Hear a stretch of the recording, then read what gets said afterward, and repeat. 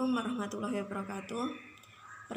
Perkenalkan, kami dari kelompok 6 yang disusun oleh saya sendiri. Yang pertama, Elvi Sulistiawati dengan NIM 43020190085. Dan yang kedua yaitu rekan saya Riyadatul Diyah Ulhaq dengan NIM 430202020. Kami membawakan materi dengan judul manajemen.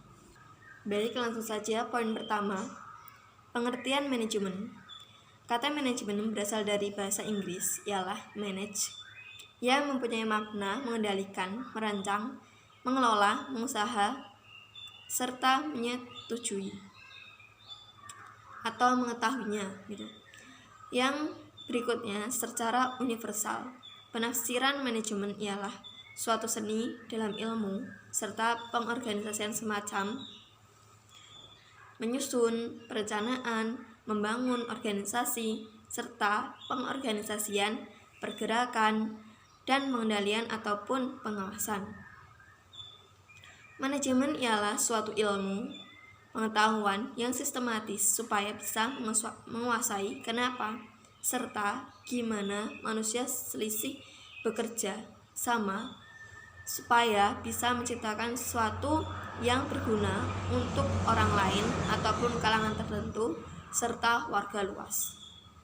Berikutnya yang kedua yaitu pengertian manajemen dakwah.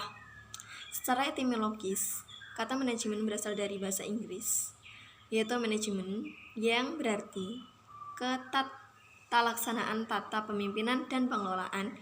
Manajemen adalah sebagai suatu proses yang diterapkan oleh individu atau kelompok dalam upaya-upaya koordinasi untuk mencapai suatu tujuan. Dalam dakwah lebih dari itu, istilah dakwah mencakup pengertian antara lain, yaitu yang pertama, dakwah yaitu suatu aktivitas atau kegiatan. Yang kedua, dakwah yaitu suatu proses penyampaian ajaran Islam. Yang ketiga, dakwah adalah suatu aktivitas yang pelaksanaannya bisa dilakukan secara sadar dan sengaja. Dalam hal ini, sejarah manajemen dakwah secara klasik muncul pada ribuan tahun lalu ketika manusia sudah melaksanakan sebuah pengorganisasian yang diarahkan kepada orang-orang bertanggung jawab atas perencanaan, pemimpin, dan pengendalian kegiatan manusia. Ya, poin berikutnya yang poin ketiga yaitu tujuan manajemen. Tujuan manajemen sendiri kami di sini menyampaikan ada 4, yaitu yang pertama, dapat memastikan suatu strategi yang efisien dan efektif buat menggapai tujuan yang sudah ditetapkan. Yang kedua, melaksanakan suatu penilaian kerja serta mengkaji ulang hendak suasana yang hendak terjalin yang bertujuan buat melaksanakan penyesuaian strategi bila terjalin hal-hal yang di luar strategi. Yang ketiga, pengendalian serta melindungi kesehatan emosi. Yang keempat, mengevaluasi serta meninjau kembali suatu kekuatan atau kelemahan, kesempatan ataupun ancaman yang terdapat serta sebagainya gitu. Untuk lebih lanjutnya bisa dibaca di makalah kami, dan untuk poin berikutnya akan disampaikan oleh rekan saya. Baik, perkenalkan di sini saya Riyadatul Diyah Ulhaq dengan NIM 430202020. Di sini saya akan menjelaskan apa saja fungsi manajemen. Yang pertama yaitu perencanaan. Perencanaan merupakan rangkaian proses pemilihan ataupun penetapan tujuan organisasi serta penentu strategi yang diperlukan buat mengacu menggapai tujuan.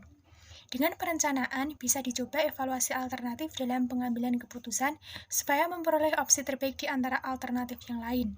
Kemudian, fungsi yang kedua yaitu pengorganisasian atau organizing, ataupun pengorganisasian, yaitu rangkaian kegiatan pembagian tugas yang hendak dikerjakan dan proses pengembangan struktur organisasi yang cocok tujuan industri. Tujuan organizing harus dijalankan dengan baik supaya bisa mengendalikan bermacam SDN ataupun sumber energi lain. Dengan begitu, sumber energi di dalam industri bisa berperan secara maksimal serta sanggup melakukan kedudukan dan guna tiap-tiap dengan baik. Kemudian fungsi yang ketiga yaitu fungsi penempatan, di mana seseorang pemimpin mempunyai tugas menempatkan sumber energi yang ada cocok dengan kebutuhan. Dengan demikian, proses pencapaian tujuan bisa dicapai dengan lebih efisien serta efektif. Kemudian yang keempat yaitu fungsi pengarahan.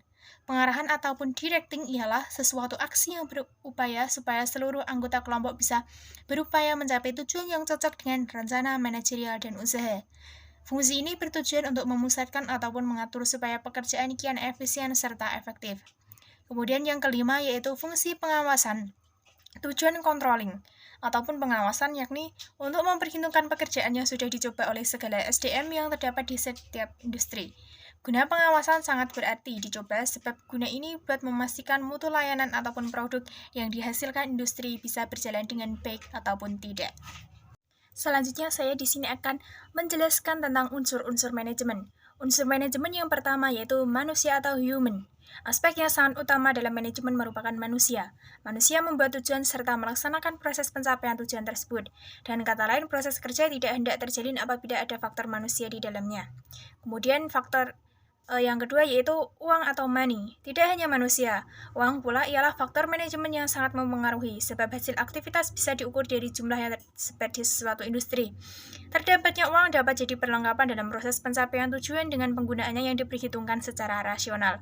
Kemudian unsur yang ketiga yaitu bahan atau materials. Ketersediaan bahan baku ataupun material sangat vital dalam proses penciptaan. Tanpa material, industri tidak dapat mencerna suatu bad dijual. Diperlukan tenaga pakar buat mencerna bahan baku, jadi benda jadi ataupun paruh jadi. Sumber energi manusia serta bahan baku sangat berkaitan erat satu sama lain serta tidak dapat dipisahkan. Kemudian unsur yang keempat yaitu mesin atau machine.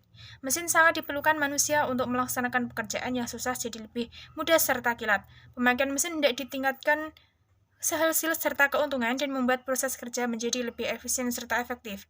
Tidak hanya efektif, tingkatan kesalahan manusia ataupun human error bisa diminimalkan. Tetapi diperlukan sumber energi yang andal serta bahan baku yang bermutu untuk mendapatkan hasil yang optimal. Kemudian selanjutnya yaitu fungsi tata cara atau methods. Kerja bisa berjalan dengan efisien serta efektif apabila dicoba dengan tata cara yang pas. Sesuatu tata cara kerja wajib memikirkan sasaran, sarana, waktu, uang, serta aktivitas bisnis. Tidak hanya itu, tata cara yang pas serta baik pula wajib dimengerti oleh manusia yang melakukannya. Kemudian unsur yang terakhir yaitu pasar atau market. Konsumen ataupun pasar ialah elemen yang sangat berarti. Tanpa terdapatnya pemasaran, benda tidak hendak laku terjual. Padahal itu disebabkan tidak terdapatnya permintaan yang dapat membuat penciptaan hendak terhenti. Kegiatan industri pula dapat vakum. Sekian dari saya, terima kasih. Billahi taufiq wal hidayah. Wassalamualaikum warahmatullahi wabarakatuh.